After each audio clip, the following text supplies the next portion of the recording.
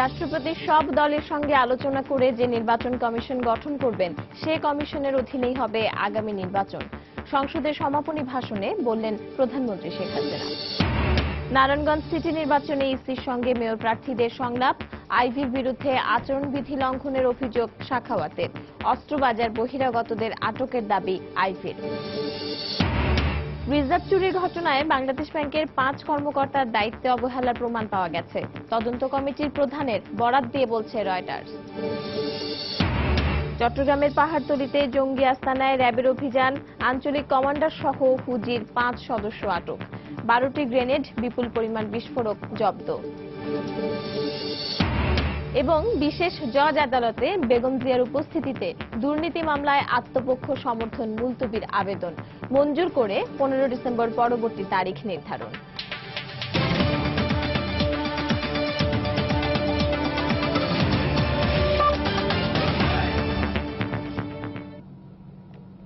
প্রবাসী সময়ের সঙ্গে আছি আমি পারমিতা হিম।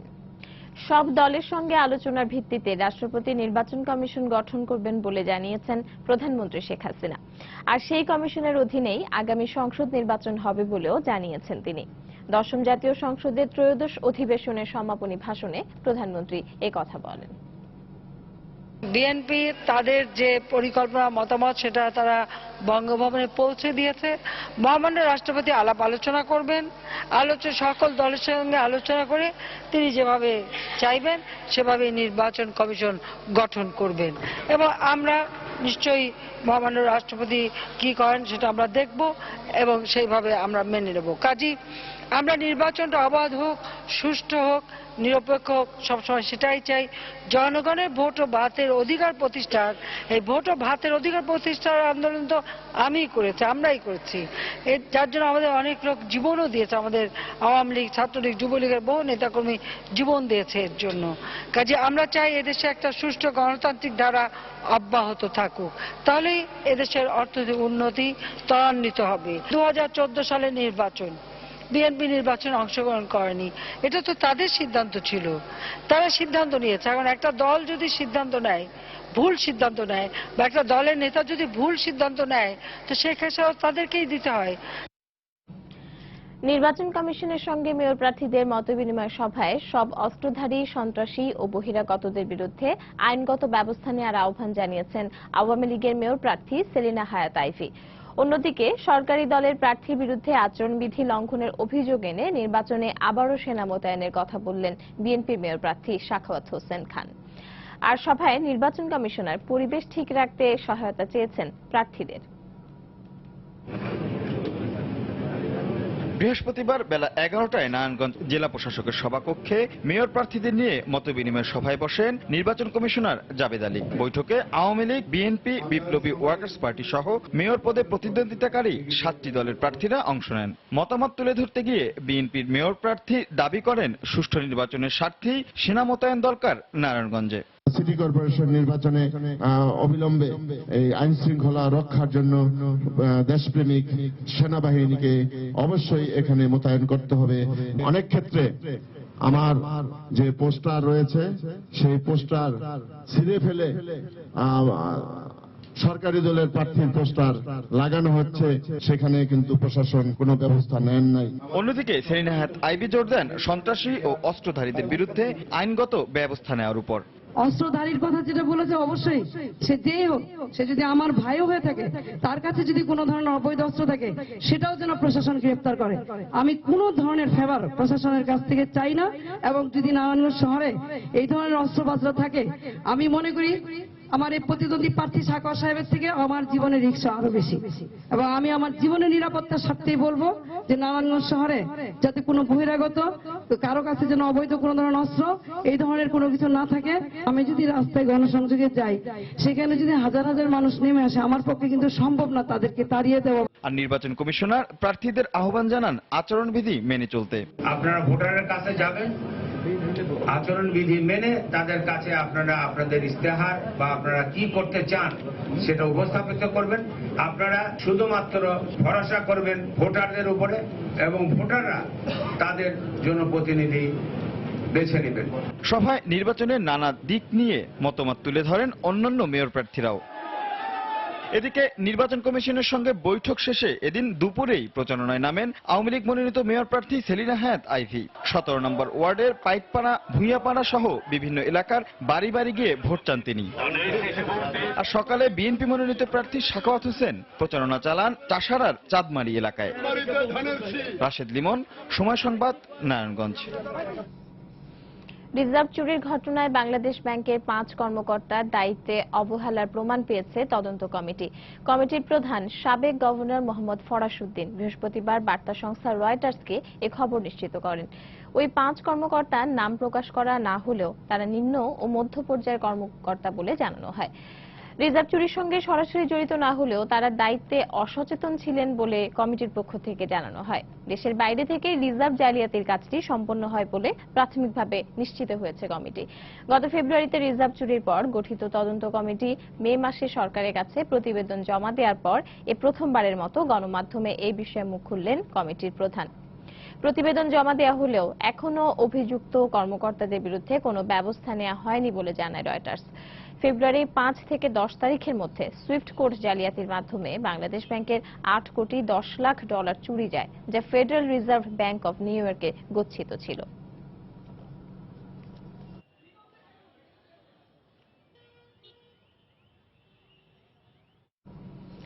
চট্টগ্রামের পাহাড়তলীতে জঙ্গি আস্তানায় অভিযান চালিয়ে 12টি গ্রেনেড, বিপুল পরিমাণ বিস্ফোরক সহ নিষিদ্ধ ঘোষিত জঙ্গি সংগঠন হরকাতুল জিহাদ বাংলাদেশের 3 সদস্যকে আটক করেছে র্যাব।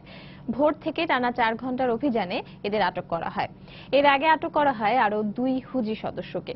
আইন শৃঙ্খলা রক্ষা বাহিনীর স্থাপনায় হামলা চালিয়ে অস্ত্র লুট ও কারাগারে আটক হুজির শীর্ষ নেতাদের ছিনিয়ে নেয় এদের পরিকল্পনা ছিল বলে জানায় র্যাব।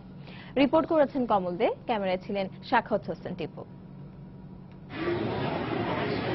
বৃহস্পতিবার সকালে নগরী পাহাড়তলী উত্তর কর্নেলহাট এলাকার মুকিম তালুকদার বাড়ির আশেপাশে অবস্থান নেয় র্যাব। পুরো এলাকাটি কর্ডন করে রাখে র্যাবের অন্তত 150 সদস্য। উৎসুক মানুষের ভিড় জমে যায়। আশেপাশে উপস্থিত হয় ফায়ার সার্ভিসের টিমও। সেখানকার দোতলা একটি বাড়ি লক্ষ্য করে চলে র্যাবের তৎপরতা। প্রায় 4 ঘন্টার অভিযান শেষে দরজা ভেঙে বের করে আনা হয় 3 যুবককে। কড়া নিরাপত্তার মধ্য দিয়ে তাদের তুলে নেওয়া হয় র্যাবের একটি গাড়িতে। আটককৃতরা সবাই হুজির শীর্ষ পর্যায়ের নেতা। নাশকতা পরিকল্পনা বাস্তবায়নের জন্য তারা এই বাড়িতে সমবেত হয়েছিল। তাজুল ইসলাম এবং নাজিম উদ্দিন একে খান রোড থেকে একদম ভোরের দিকে তাদেরকে আটক করা হয়। তাদের দেওয়া তথ্য মতে র্যাব 7 কর্তৃক এখানে আসে। পরবর্তীতে আমরা ভিতরে দরজা ভেঙে যখন ঢুকে তাদেরকে 3 জনকে আটক করা হয়েছে এবং এই 3 জনের পরিচয় যেটা প্রাথমিকভাবে আমরা পেয়েছি, তাদের কাছে জিজ্ঞাসাবাদ করে মোহাম্মদ হাফেজ আবুজাল গিফারি, নূরে আলম এবং ইফতিসাম আহমেদ, আমরা যেটা হরকাতুল জিহাদ হুজিবি সদস্য। তারা আইন শৃঙ্খলা রক্ষাকারী বাহিনীর কোনো একটি স্থাপনায় তারা হয়তো তড়িত কোনো নাশকতা সৃষ্টি করবে এবং সেখান থেকে অস্ত্র গোলাবারুদ লুট করে পরবর্তীতে কিন্তু জঙ্গি কার্যক্রমের সঙ্গে তারা ব্যবহার করবে, এরকম একটি তথ্য আমাদের কাছে ছিল। জঙ্গি আস্তানা হিসেবে ব্যবহৃত বাসাটি চট্টগ্রাম সিটি কর্পোরেশনের কর্মচারী হাজী মনসুর আহমেদের। গত 15 থেকে 20 দিন আগে জঙ্গিরা নিজেদের গার্মেন্টস কর্মী পরিচয়ে বাসাটি ভাড়া নিয়েছিল। বাড়িটা মনসুর আহমেদের। সে সিটি কর্পোরেশনে দারোয়ান হিসেবে আছে। 2-3 দিন হলো এই ভাড়াটিয়ারা আসছে, জাস্ট 2-3 দিন। এরা বোধহয় আর মানে এটা সম্বন্ধে এলাকার লোকও আইডেন্টিফাই করতে পারেনি। গার্মেন্টসে চাকরি করবে এরকম হবে যে আর কি। আমার চাচি বলছে যে 1000 টাকা দিয়ে গেছে, আমি ওয়াইফ এবং আইডি কার্ড নিব। ওইটুকু চলে গেছে, ওরা রাতে 2টা বাজে আসছে। অভিযানের সময় ল্যাপটপ সহ বেশ কিছু নথিপত্র পুড়িয়ে দেয় জঙ্গিরা। কমল দে, সময় সংবাদ, চট্টগ্রাম। দেশ 15,000 মেগাওয়াট বিদ্যুৎ উৎপাদনের সক্ষমতা অর্জন করায় রাজধানীর হাতিরঝিলে আলোক উৎসবের আয়োজন করা হয়েছে।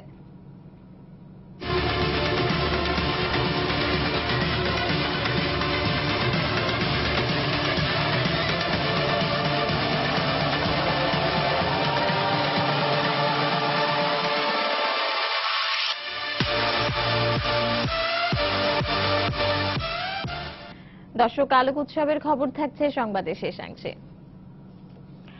আবেদন, পুনরাবেদন আর যুক্তিতর্ক উপস্থাপনের সরগরম আদালতে দুর্নীতি মামলায় 1 সপ্তাহের জন্য মুলতবি রাখা হলো আত্মপক্ষ সমর্থনে বেগম জিয়ার বক্তব্য উপস্থাপন কার্যক্রম। এ নিয়ে বেগম জিয়ার আইনজীবীরা সন্তোষ প্রকাশ করলেও ক্ষুব্ধ প্রতিক্রিয়া জানিয়েছেন দুদকের আইনজীবীরা। জিয়া চ্যারিটেবল ট্রাস্ট দুর্নীতি মামলায় আত্মপক্ষ সমর্থন করে বক্তব্য উপস্থাপন করতে বৃহস্পতিবার দুপুরে বকশীবাজারে স্থাপিত অস্থায়ী বিশেষ জজ আদালতে যান বিএনপি চেয়ারপারসন বেগম খালেদা জিয়া। তিনি যাওয়ার আগেই মামলা সংক্রান্ত একটি আবেদন উচ্চ আদালতে বিচারাধীন থাকার বিষয়টি উল্লেখ করে এদিনের কার্যক্রম মুলতবি চেয়ে আবেদন করেন তার আইনজীবীরা। এ নিয়ে উভয় পক্ষের যুক্তিতর্ক উপস্থাপন শেষে মুলতবি আবেদন নাকচ করে বেগম জিয়াকে বাকি বক্তব্য উপস্থাপন করতে বলেন বিচারক, কিন্তু তার আইনজীবীরা নাখোশ হয়ে আদেশ পুনর্বিবেচনার আবেদন করেন। আদালত পরে তা মঞ্জুর করে 15ই ডিসেম্বর পরবর্তী তারিখ নির্ধারণ করেন। আজকে আইনকে অনুসরণ না করেই 32 জন সাক্ষী নিয়েছে, কিন্তু এই সাক্ষীগুনা সাক্ষী দেওয়ার সময় তার নিজের ধর্মের নাম উচ্চারণ করে নাই। এই জন্য এই সাক্ষী আইনের চোখে সাক্ষী না, আমাদের সর্বশেষ আইন অনুযায়ী। সুতরাং এবং এইটাই আমাদের বক্তব্য ছিল, আমাদের আবেদন রিজেক্ট করেছে, তার এগেনস্টে আমরা হাইকোর্টে গিয়েছি। আদালত মুলতবি আবেদন মঞ্জুর করায় অসন্তোষ প্রকাশ করেন দুদকের আইনজীবীরা। বেগম জিয়ার আইনজীবীরা মামলার কার্যক্রম দীর্ঘায়িত করার চেষ্টা চালাচ্ছেন বলেও অভিযোগ তাদের। মাননীয় আদালত বেগম খালেদা জিয়াকে বক্তব্য দেওয়ার জন্য 10 বার বলেছেন যে আপনি বক্তব্য প্রদান করুন, কিন্তু তিনি তার বক্তব্য দেওয়া থেকে বিরত থেকেছেন। মাননীয় আদালতের আদেশকে তিনি মান্য করেননি। পরবর্তীতে আবার তারা আবেদন করেছেন, আমি আপত্তি জানিয়েছি। আমরা বলেছি যে কোনো তুচ্ছ ব্যাপারে, সামান্য ব্যাপারে তারা প্রতিনিয়ত উচ্চতর আদালতে যান। এর আগে গত 1 ডিসেম্বর আত্মপক্ষ সমর্থন করে আদালতে আংশিক বক্তব্য উপস্থাপন করেন বেগম জিয়া। ওই দিন আদালতে নিজেকে নির্দোষ দাবি করেন তিনি। সালাউদ্দিন সুমন, সময় সংবাদ, ঢাকা। প্রবাসী সময় আরো থাকছে। সমুদ্রের তলদেশ দিয়ে জ্বালানি তেল সরবরাহে মহেশখালী থেকে চট্টগ্রাম পর্যন্ত দীর্ঘ পাইপলাইন নির্মাণে চীনের সাথে চুক্তি সই। পরিবহন করা যাবে দ্রুত সময়ে। এবং দুর্নীতি দমন ইস্যুতে বাংলাদেশ আগের চেয়ে অনেক ভালো অবস্থানে। রাষ্ট্র এখন দুর্নীতি প্রতিরোধে সক্ষম, অভিমত টিআইবির।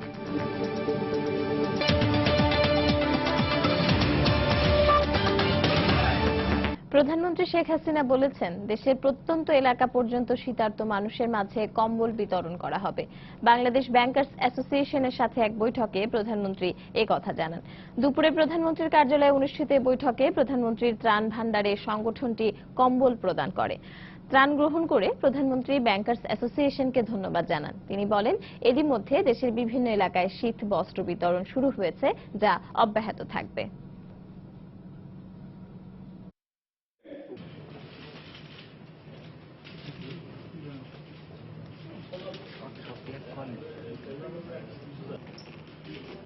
প্রতিটি ক্ষেত্রে যখনই প্রয়োজন হয় আপনারা ছুটে আসেন এবং আপনারা সহযোগিতা করেন। আমাদের দেশে শীত খুব বেশি শীত পড়ে না, তারপরেও শীত, ঢাকায় বসে শীতটা বোঝা যায় না, ঢাকার বাইরে কিন্তু যথেষ্ট শীত। ইতিমধ্যে আমরা শুরু করেছি প্রত্যেকটা এলাকায় কম্বল বিতরণ করতে, এবং আজকে যেগুলি আপনারা দিলেন ওগুলি আমরা বিতরণের ব্যবস্থা করে দেবো। সব জায়গায় একবারে প্রত্যন্ত অঞ্চলে যাতে যায় সেই ব্যবস্থাটাই আমরা করব। আমি মনে করি যে সাধারণ মানুষ তারা এর থেকে অনেক উপকার পাবে। রাজধানীর বিভিন্ন এলাকা থেকে নিখোঁজ তরুণরা আবারও অশুভ জঙ্গি তৎপরতা চালাতে ষড়যন্ত্র করছে বলে মন্তব্য করেছেন খাদ্যমন্ত্রী অ্যাডভোকেট কামরুল ইসলাম। সকালে রাজধানীর মুক্তিযুদ্ধ জাদুঘরে এক আলোচনা সভায় তিনি এ মন্তব্য করেন।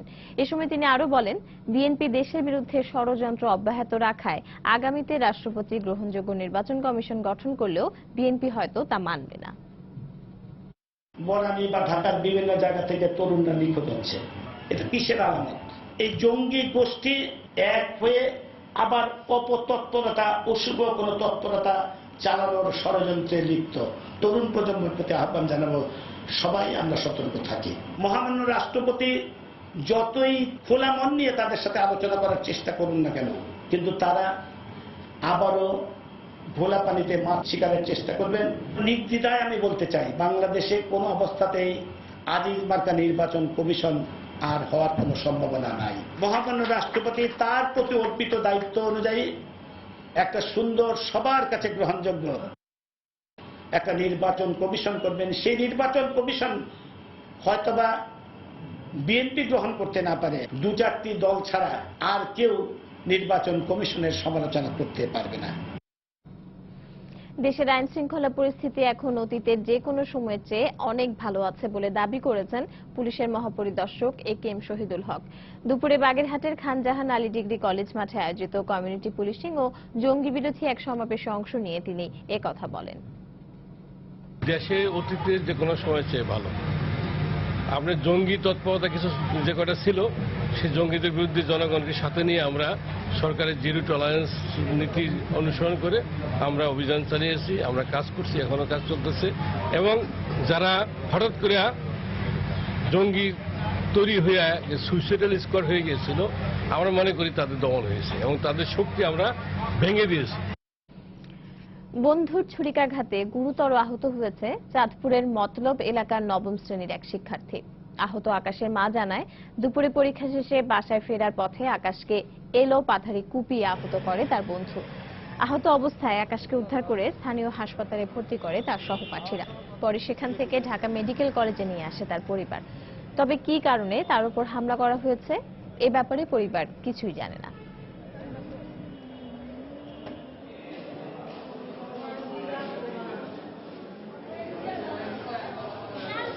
স্কুল থেকে বাড়িছে মতনই আল্লাহ পর নাকি কই থারি না হে ইচ্ছারাই বিলে কোবাইছে। আগে মনে শত্রুতা আমি আসিল, কথা কাটাকাটি হয়েছে, এর মেদি হেরা আজকে এত জানে না স্কুল থেকে বাড়ি যে করবো। প্রবাসী সময় আরো থাকছে। বিপিএল এর ফাইনালে ঢাকা রাজশাহী ম্যাচে ব্যক্তিগত লড়াইয়ের আমেজ। সাকিব সাব্বির এবং স্যামি ব্রাভোদের দ্বৈরথ দেখার অপেক্ষায় দেশের ক্রিকেট প্রেমীরা।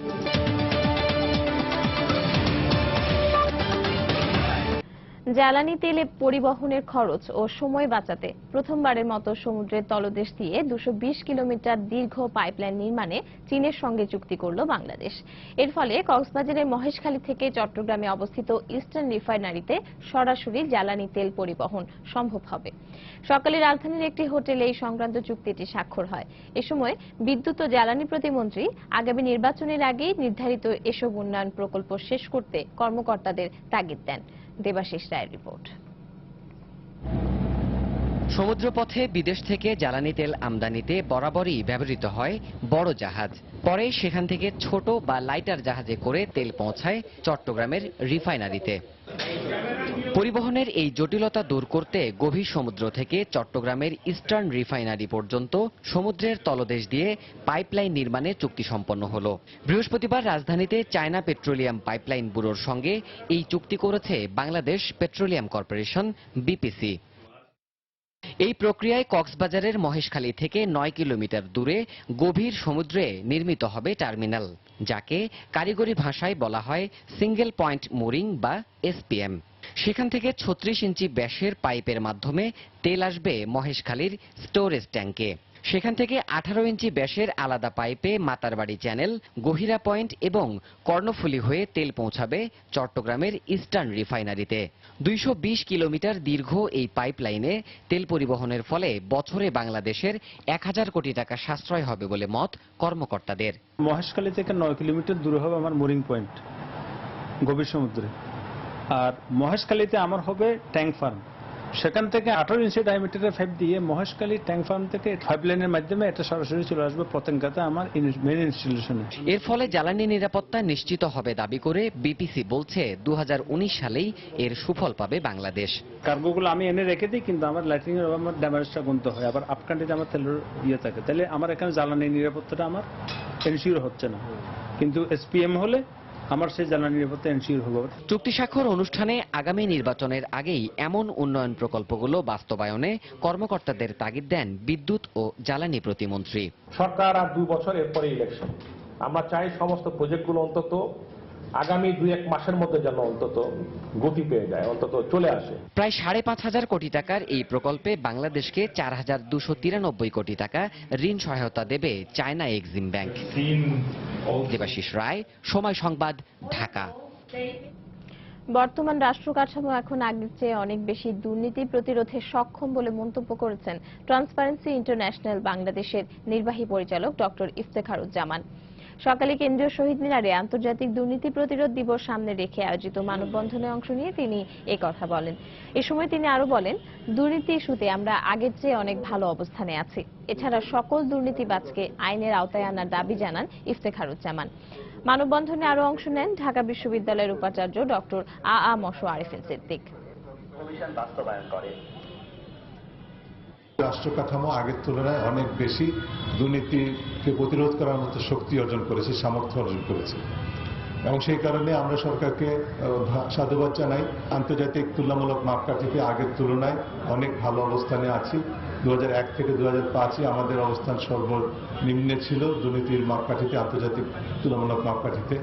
তার জায়গায় আমরা 13 স্থানে আছি এবং 100-র মধ্যে 25 নাম্বার স্কোর পেয়ে আমরা বলতে পারি এক অর্থে যে আমাদের কিছুটা অগ্রগতি হচ্ছে। টাকা পয়সার দুর্নীতি হতে পারে, অন্যান্য যে কোনো ধরনের দুর্নীতি হতে পারে, সকল দুর্নীতি থেকে এই দেশবাসীকে মুক্ত রাখার শপথ নেওয়ার দিন আজকে। এবং সেই জায়গায় জনপ্রতিনিধি যারা থাকেন, জনগণের প্রতিনিধি যেখানেই থাকেন, তারা জাতীয় সংসদে থাকতে পারেন, তারা বিভিন্ন সামাজিক সংগঠনের নেতৃত্বে থাকতে পারেন, যারা জনগণের প্রতিনিধিত্ব করেন, তারা সবসময় হবেন নির্লোভী মানুষ। চট্টগ্রাম বিশ্ববিদ্যালয়ে আধিপত্য বিস্তারকে কেন্দ্র করে ছাত্রলীগের দুই গ্রুপের সংঘর্ষে অন্তত 18 জন আহত হয়েছে। বৃহস্পতিবার রাত 10টার দিকে সংঘর্ষের এই ঘটনা ঘটে। আহতরা জানান, বিশ্ববিদ্যালয়ের শাটল ট্রেনের সিট নিয়ে বিশ্ববিদ্যালয় ছাত্রলীগের সভাপতি ও সাধারণ সম্পাদকের সমর্থকদের মধ্যে কথা কাটাকাটি হয়। এরই জের ধরে শাহজালাল ও শাহ আমানত হলের সামনে অবস্থান নেয় তারা। এক পর্যায়ে দুপক্ষের মধ্যে ধাওয়া পাল্টা ধাওয়া ও সংঘর্ষ হয়। এতে আহত হন অন্তত 18 জন। এর মধ্যে 10 জনকে চট্টগ্রাম মেডিকেলে ভর্তি করা হয়। এই ঘটনায় ক্যাম্পাসে অতিরিক্ত পুলিশ মোতায়েন করা হয়েছে।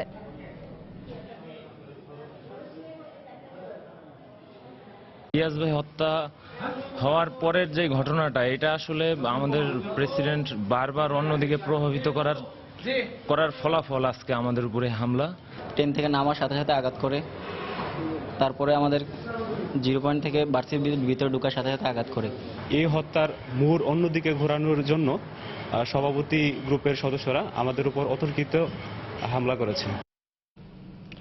মেট্রো রেল প্রকল্পের প্রথম রুটে 24,000 কোটি টাকা বিনিয়োগের বিষয়টি আলোচনা করতে আগামী 8 জানুয়ারি ঢাকা আসছে জাইকার উচ্চ পর্যায়ের একটি প্রতিনিধি দল। যোগাযোগ মন্ত্রণালয়ের চলমান প্রকল্পসমূহ নিয়ে সচিবালয় বৈঠকের পর ব্রিফিংয়ে এই কথা জানিয়েছেন যোগাযোগ মন্ত্রী ওবায়দুল কাদের। এ সময় তিনি বলেন, দুর্নীতি কমাতে আগামী মে মাস থেকে বিআরটি এর 80% সেবা অনলাইনে দেয়া হবে।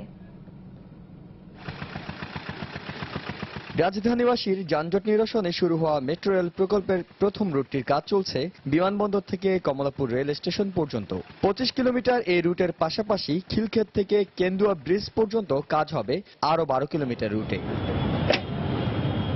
এর মধ্যে জাপানি সংস্থা জাইকার সাথে এমওডি স্বাক্ষর হয়েছে। এছাড়া 1 ও 5 নম্বর রুটের সম্ভাব্যতা যাচাইয়ের কাজও চলছে জাইকার অর্থায়নে। কাজ শেষ হবে 2025 সালে। চুক্তি স্বাক্ষরের প্রাথমিক কাজ সারতে আগামী বছরের শুরুতেই ঢাকা আসছে সংস্থাটির প্রতিনিধিরা। জানুয়ারির 8 তারিখে জাইকা উচ্চ পর্যায়ের টিম আসছে এবং এখানে প্রস্তাব আছে $3 বিলিয়ন। আর এমআরটি লাইন 5 ভাটারা থেকে নতুন বাজার, গুলশান 2, বনানী, মিরপুর 14, মিরপুর 1, এটা 21 কিলোমিটার। এটার ফিজিবিলিটি চলছে, এগিয়ে চলছে। এখানে অর্থায়ন করবে জাইকা এবং এডিবি।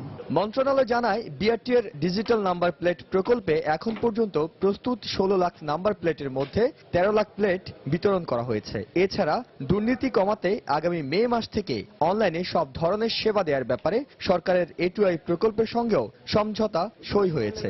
আগামী মে মাস থেকে বিআরটি এর 80% সেবা অনলাইনে দেওয়া হবে। এতে সেবার মান বাড়বে এবং অপকর্ম দুর্নীতিও কমবে। সমন্বয় সভায় জানানো হয়, আগামী জানুয়ারি মাস থেকে সরকারের টোল নীতিমালা কার্যকর হবে। এছাড়া বর্ষার আগেই চলতি শুকনো মৌসুমে দেশের সব সড়ক মহাসড়কের সংস্কার কাজ গুণগত মান বজায় রেখে শেষ করতে নির্দেশ দেওয়া হয়েছে। এহসান জুয়েল, সময় সংবাদ, ঢাকা। এবার প্রবাসের খবর। তিরস্কারের পর পুরস্কার আর উপহারের বন্যায় আপ্লুত সৌদি প্রবাসী বাংলাদেশি পরিচ্ছন্নতা কর্মী নজরুল ইসলাম। রিয়াদের স্বর্ণের দোকানের অলংকারের দিকে তাকিয়ে থাকা ওই বাংলাদেশি ছবি তুলে ইন্টারনেটে অপমানসূচক মন্তব্যে মর্মাহত হন সৌদি আরবের মানুষ। এরপর নজরুলকে খুঁজে বের করে বিভিন্ন মূল্যবান জিনিস উপহার দিচ্ছেন তারা। 14 বছরের প্রবাস জীবনে এরকম ঘটনার মুখোমুখি হবেন এমন কল্পনাও করেননি ব্রাহ্মণবাড়িয়া জেলার বাঞ্ছারামপুরের নজরুল ইসলাম। তার সঙ্গে কথা বলেছেন আমাদের সৌদি আরব প্রতিনিধি আরিফুর রহমান। 8 বছর ধরে রিয়াদের অভিজাত এলাকা সুক তাইয়েবা নামের মার্কেটে পরিচ্ছন্নতা কর্মী হিসেবে কাজ করছেন নজরুল ইসলাম। কাজের সুবাদে স্বর্ণ মার্কেটের গলিতে প্রতিদিন কয়েকবার যাওয়া আসা করতে হয় তাকে। একদিন আনমনে দাঁড়িয়ে পড়েন স্বর্ণের দোকানের সামনে। এ সময় তার অজান্তেই এক ব্যক্তির ছবি তুলে উপহাসমূলক বক্তব্য লিখে সামাজিক যোগাযোগ মাধ্যমে পোস্ট করেন। তবে আব্দুল্লাহ আল কাহতানি নামের এক ব্যক্তি তার টুইটার অ্যাকাউন্টে ছবিটি পোস্ট করে সহযোগিতার আহ্বান জানান। এরপরেই যাকে নিয়ে এত উপহাস তার দিকেই সহানুভূতির ঢেউ উপচে পড়েছে। উপহারে চেয়ে গেছে তার চারপাশ। এরই মধ্যে তিনি পেয়েছেন বাংলাদেশে যাওয়ার রিটার্ন টিকিটও। আমি অনেক বছর ধরে তাকে চিনি। সে অনেক ভালো ও সহজ সরল, আর তার আমল আখলাখও ভালো। সেদিনের ঘটনায় আমিও অবাক হয়েছি। একজন এসে আমার দোকানে তাকে স্বর্ণ কিনে উপহার দিল। এছাড়া বিভিন্ন মিডিয়া থেকে লোকজন এসে তার ছবি তুলল। আমি লোকটির জন্য দোয়া করি। সে কখনো কাজে অবহেলা করত না। আল্লাহ তাকে পুরস্কৃত করেছেন। তার পরিবারের জন্য আমরা কিছু সহযোগিতা করব। আমার সাথে আজকে 2 বছর ধরে কাজ করতেছে। উনি সৎ, খুব ভদ্রলোক, 5 ওয়াক্ত নামাজ পড়ে। আমি চাই উনি আরো সম্মানজনক জায়গায় পৌঁছক। সময় সংবাদের কাছে নজরুল ইসলাম বলেন, তিনি বুঝতে পারেননি যে ওই সময় তার ছবি তোলা হয়েছিল।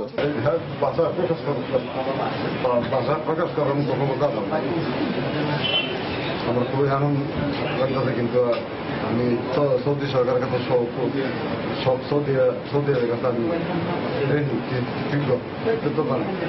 সামাজিক যোগাযোগ মাধ্যম ব্যবহারকারীরা, বিশেষ করে টুইটার ব্যবহারকারীরা সৌদি নাগরিকরা নজরুল ইসলামের কাছে উপহার পাঠানো অব্যাহত রেখেছেন। স্বর্ণের গহনার পাশাপাশি পেয়েছেন আইফোন 7 এবং একটি স্যামসাং গ্যালাক্সি মোবাইল।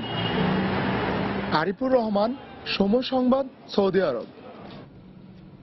নাটোরের 3 যুবলীগ কর্মী সাব্বির, আব্দুল্লাহ এবং সোহেল হত্যার ঘটনায় অজ্ঞাত 16 জনের বিরুদ্ধে হত্যা মামলা করেছেন নিহত সাব্বিরের মা। গতকাল রাতে সাব্বিরের মা রুকসানা বেগম বাদী হয়ে নাটোর থানায় এই মামলাটি করেন। মামলায় অভিযোগ করা হয়, একটি বিশেষ প্রশিক্ষিত বাহিনী পরিকল্পিতভাবে নিজেরা অথবা প্ররোচিত হয়ে অপহরণের পর তাদের হত্যা করে। গত 3রা ডিসেম্বর রাতে সদর উপজেলার তকিয়া বাজারে তারা একটি চায়ের দোকানে বসে গল্প করছিলেন। এ সময় একটি কালো ও একটি সাদা মাইক্রোবাসে 15 থেকে 16 জন সাদা পোশাক পরিহিত সশস্ত্র লোক র্যাব পরিচয়ে তাদের তুলে নিয়ে যায় বলে অভিযোগ করে পরিবারের সদস্যরা। পরে 5 ডিসেম্বর দিনাজপুরের ঘোড়াঘাট এলাকা থেকে গুলিবিদ্ধ অবস্থায় তাদের লাশ উদ্ধার করে পুলিশ।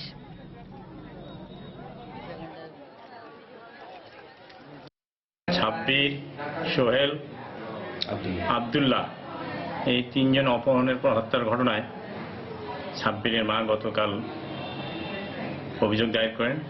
আমরা তার অভিযোগ পেয়ে নাটোর থানায় মামলা রুজু করি। এই মামলাটি তদন্ত চলছে। মামলার বাদী এই ব্যাপারে 15-16 জনকে অজ্ঞাত আসামি করে মামলা দায়ের করেছেন। দেশের বাইরের খবর। মিয়ানমারের উত্তরাঞ্চলে নিরাপত্তা বাহিনী ও সশস্ত্র বাহিনীর মধ্যে সংঘর্ষে এ মাসে অন্তত 11 জন নিহত হয়েছে। বৃহস্পতিবার রাষ্ট্রীয় সংবাদ মাধ্যম জানায়, নভেম্বর থেকে চলা সংঘর্ষে শান প্রদেশের কয়েক হাজার মানুষ ঘরবাড়ি ছেড়ে পালিয়ে গেছে। অনেকে সীমান্ত পার হয়ে চীনেও পাড়ি জমাচ্ছেন। এর পরিপ্রেক্ষিতে প্রতিবেশী দেশটিতে উত্তেজনা ও সংঘর্ষ ছড়িয়ে পড়ার আশঙ্কায় সেনাবাহিনীকে সর্বোচ্চ সতর্ক অবস্থায় রাখা হয়েছে। সংবাদ মাধ্যম আরো জানায়, 2রা ডিসেম্বর বিদ্রোহীদের হাতে 9 পুলিশ সদস্য নিহত হন। ওই সময় সংঘর্ষে 2 জন বিদ্রোহীও নিহত হন। এক জরিপে দেখা গেছে, মিয়ানমারের সংঘর্ষ শুরুর পর থেকে এ পর্যন্ত অন্তত 30 সেনা সদস্য, পুলিশ, সরকারপন্থী মিলিশিয়া ও বেসামরিক মানুষ নিহত হয়েছেন। A village near Mangdao town burned to the ground. Its Muslim Rohingya population hiding in the jungle. Which broke out between the two groups in 2012, Thailand and Malaysia. Strong evidence that Myanmar's government had committed genocide against the Rohingya.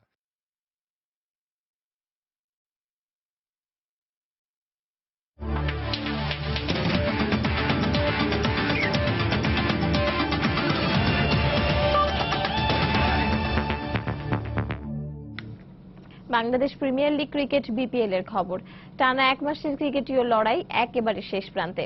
R 1 match পরেই জানা যাবে BPL এর নতুন রাজার নাম। ফাইনালের মঞ্চে দুর্দান্ত ঢাকা ডায়নামাইটসের সামনে উজ্জীবিত রাজশাহী কিংস।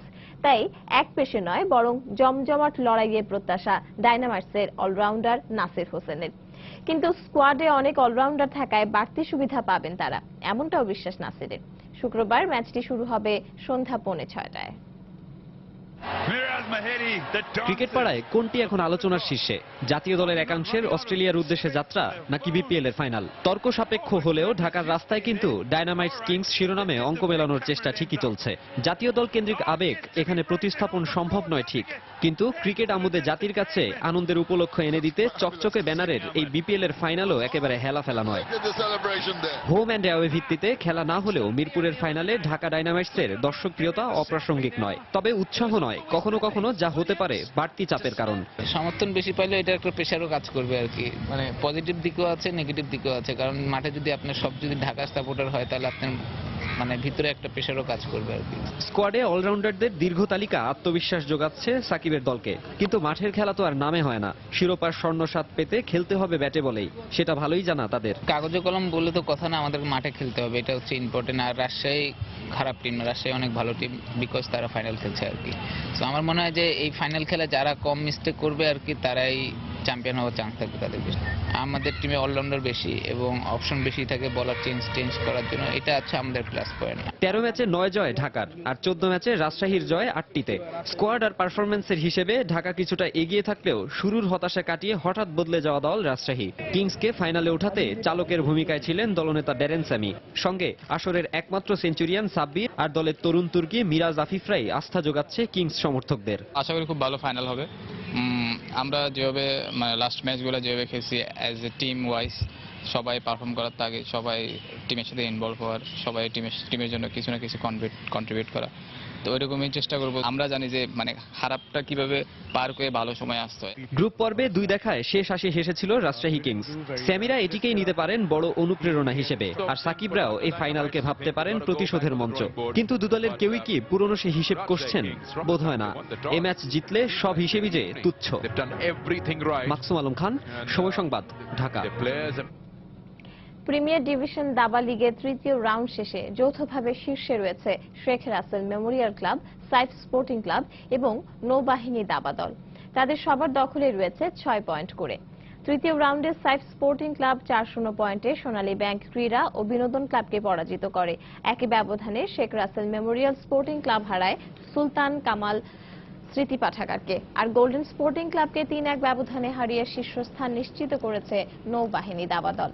এদিকে তৃতীয় রাউন্ডে চেস ক্লাবের সঙ্গে 2-2 ব্যবধানে ড্র করেছে তিতাস ক্লাব। এছাড়াও ফায়ার সার্ভিস ও সিভিল ডিফেন্স স্পোর্টিং ক্লাব 3-1 ব্যবধানে হারায় মাসুদ স্পোর্টস চেস ক্লাবকে। আগামীকাল শুক্রবার চতুর্থ রাউন্ডের খেলা অনুষ্ঠিত হবে।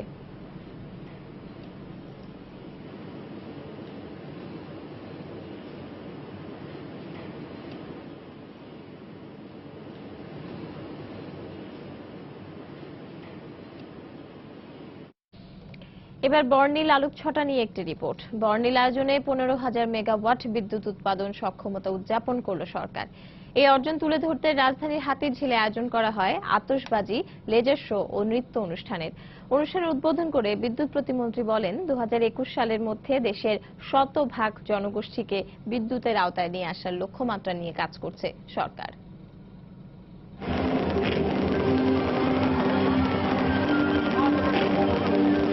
আতশবাজির ঝলকানি, আলোর বিচ্ছুরণ আর হাজারো রঙের খেলায় মেতেছিল হাতিরঝিল প্রকল্প।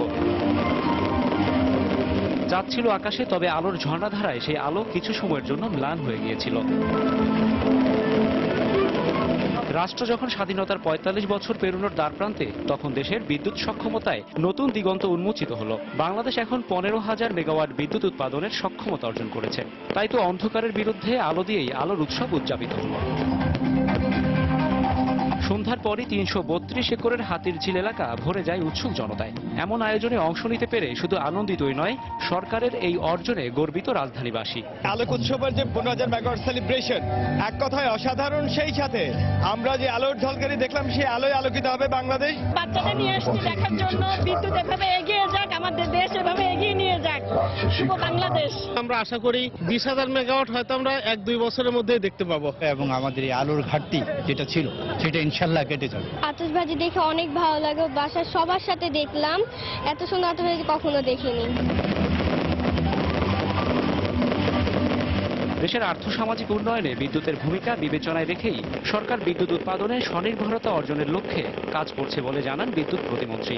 আমাদের যে টার্গেট 21 সালে 24,000 মেগাওয়াট, সেদিকে আমরা যাচ্ছি। আমাদের আরেকটা বড় চ্যালেঞ্জ হলো আমরা নিরবিচ্ছিন্ন বিদ্যুতের দিকে যেতে চাই। তো আমরা ক্যাপাসিটি বিল্ড আপ করলাম 15,000, কিন্তু আমরা এখন আরো বড় চ্যালেঞ্জে যাচ্ছি নিরবিচ্ছিন্ন বিদ্যুতের দিকে।